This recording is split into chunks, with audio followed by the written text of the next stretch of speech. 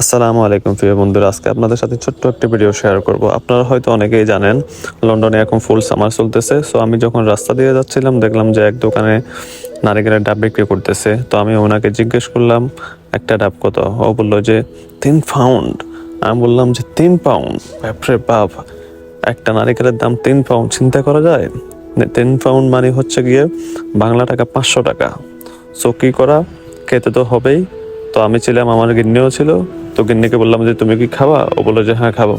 তো প্রথম আমরা দুইটা নিলাম, দুইটা বাংলা টাকা 1000 টাকা।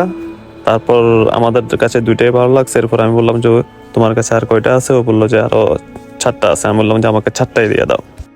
আসসালামু আলাইকুম প্রিয় বন্ধুরা, আজকে আপনাদের সাথে ছোট্ট একটা ভিডিও শেয়ার করব। আপনারা হয়তো অনেকেই জানেন লন্ডনে এখন ফুল সামার চলতেছে। সো আমি যখন রাস্তা দিয়ে যাচ্ছিলাম দেখলাম যে এক দোকানে নারিকেলের ডাব বিক্রি করতেছে। তো আমি ওনাকে জিজ্ঞেস করলাম একটা ডাব কত। ও বললো